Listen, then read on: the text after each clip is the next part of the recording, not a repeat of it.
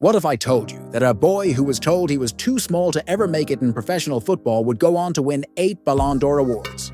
What if I told you this same kid, who needed growth hormone injections just to reach normal height, would become the greatest footballer of all time? Today we're diving into the extraordinary story of Lionel Messi, the man who turned football into poetry and redefined what it means to be perfect. Welcome back to The Historian.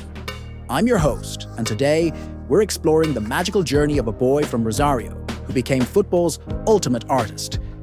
If you love stories of overcoming impossible odds, natural genius, and achieving perfection, hit that subscribe button and let's witness greatness unfold. The boy who was too small. June 24th, 1987. In Rosario, Argentina, Leo Messi was born into a working-class family. His father, Jorge, worked in a steel factory. His mother, Celia, was a part-time cleaner. Nothing about his early life suggested he would become football royalty, but there was something different about little Leo. At age 4, he was already mesmerizing adults with a football at his feet. His grandmother, Celia, would take him to local club Grandoli, where he'd play with kids twice his size. Even then, the ball seemed glued to his feet. However, fate had a cruel twist waiting. At age 10, Leo was diagnosed with growth hormone deficiency. He wasn't just small for his age. He was medically unable to grow normally. The treatment? Expensive daily hormone injections that his family simply couldn't afford. River Plate saw his talent, but refused to pay for his treatment. So did other Argentine clubs. The boy who would become the greatest footballer on earth was being rejected because he was too small, too expensive, too risky. But sometimes, dreams find a way.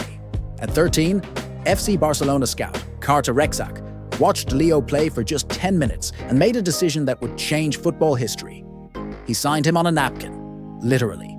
Barcelona would pay for his treatment, relocate his family, and give the small boy from Rosario a chance. La Masia, forging a genius. Moving from Argentina to Barcelona at 13 wasn't easy. Leo was homesick, struggled with the language, and was still the smallest player on every team. But at La Masia, Barcelona's famous academy, something magical was happening. His coaches couldn't believe what they were seeing. This tiny Argentine boy had a left foot that seemed to defy the laws of physics. His balance, his vision, his ability to change direction. It was like watching football played by someone from another planet. At 16, Leo was training with Barcelona's first team. At 17, he made his official debut, becoming the youngest player ever to represent Barcelona at that time. But this was just the beginning of something unprecedented. October 16th, 2004, Leo scored his first professional goal against Albacete. The kid who was told he was too small had announced his arrival, but nobody could have predicted what was coming next. The Barcelona dynasty begins. Under Frank Rijkaard and later Pep Guardiola, Leo transformed from a promising teenager into the centerpiece of the greatest club team in football history. Barcelona's tiki-taka philosophy was built around one simple principle: get the ball to Messi and let magic happen. The 2008-09 season was when the world truly understood what they were witnessing. Leo scored 38 goals in all competitions as Barcelona won the treble: La Liga, Copa del Rey, and Champions League. At just 22, he won his first Ballon d'Or, becoming the youngest Argentine ever to receive the award. But Leo was just getting started. The 2011-12 season saw him achieve something that will likely never be repeated: 91 goals in a calendar year, breaking Gerd Muller's 40-year-old record. 91 goals. Most professional players don't score 91 goals in their entire careers. During his 17 years at Barcelona, Leo became everything. The club won 10 La Liga titles, 4 Champions League crowns, and 7 Copa del Rey trophies. But more importantly, he became Barcelona's all-time top goalscorer and the player with the most games in the club's history. The individual brilliance. Let's talk about Leo's individual achievements, because they read like a work of fiction. 8 Ballon d'Or awards, more than any player in history. 6 European Golden Boots as the continent's top scorer. The all-time top goal scorer in La Liga. But statistics can't capture Leo's true genius. He's the only player to score 50-plus goals in 7 different seasons. He holds the record for most goals in El Clasico against Real Madrid. He scored more free kicks than any active player, turned the false nine position into an art form, and created assists that defied imagination. What made Leo truly special wasn't just his scoring, it was his completeness. He could score with either foot, his head, from free kicks, penalties, or open play. He could create goals out of nothing, threading passes through impossible spaces. He was a goal scorer, a playmaker, and a magician all in one. The famous goal against Getafe in 2007, where he dribbled past 5 players in a run, reminiscent of Maradona's World Cup goal, announced to the world that Argentina had produced another football god, the Argentina Heartbreak years. But there was one trophy that eluded Leo, the one that mattered most to him: success with Argentina. For over a decade, this became his Achilles heel, the stick his critics used to beat him with. 4 Copa America finals lost: 2007, 2015, 2016. The 2014 World Cup final? Lost to Germany in extra time. Each defeat was heartbreaking, but none more so than the 2016 Copa America final against Chile, when Leo missed his penalty in the shootout and immediately announced his retirement from international football. The pressure on him was suffocating.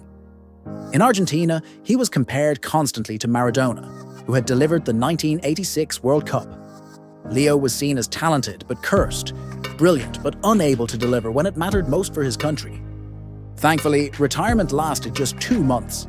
Argentina needed their magician, and Leo couldn't abandon his lifelong dream: Paris and the final pieces.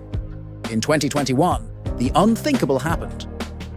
Leo left Barcelona, his home for over 2 decades, due to the club's financial crisis.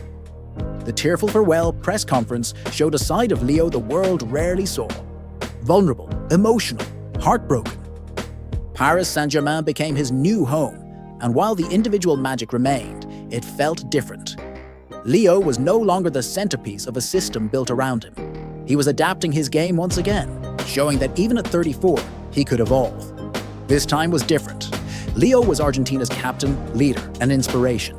They won their first major tournament since 1993, with Leo finally lifting a senior international trophy. The weight of a nation was finally off his shoulders. Qatar, 2022. The perfect ending. The 2022 World Cup in Qatar was supposed to be Leo's final World Cup, his last chance at the one trophy that had eluded him throughout his career. At 35, time was running out for the greatest player of his generation. What happened in Qatar was pure poetry. Leo didn't just win the World Cup.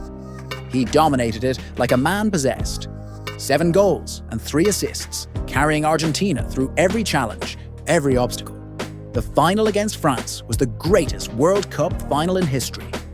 Leo scored twice in regular time, then again in extra time.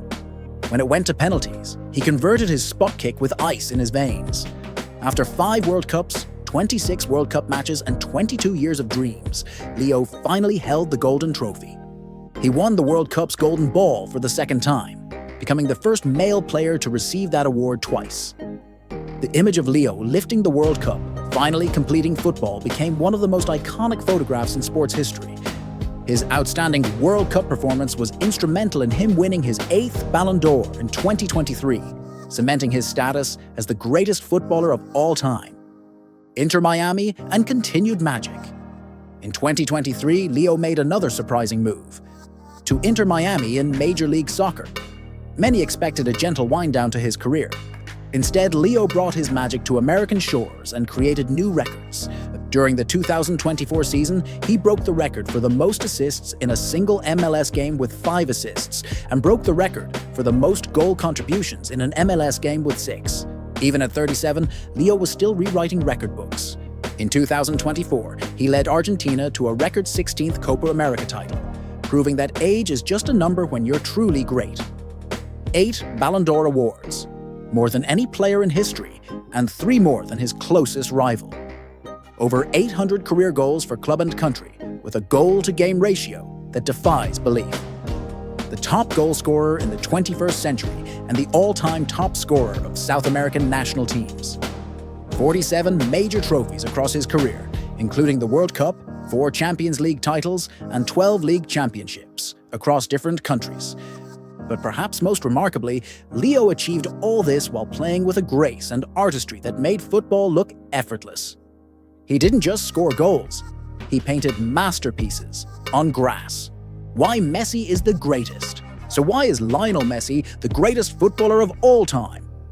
It's not just the records, though they're staggering. It's not just the trophies, though they're numerous. Leo is the greatest because he combined the impossible: consistency and magic, longevity and brilliance, individual genius, and team success. For over 15 years, he maintained a level of performance that no other player in history has matched. Oh, he's the greatest because he made the difficult look easy.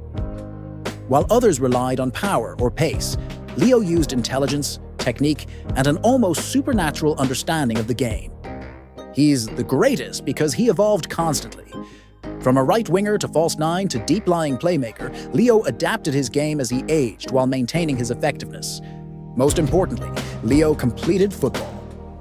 The boy who was told he was too small became the player who made everyone else look small. The kid who needed medicine to grow became the giant of the game.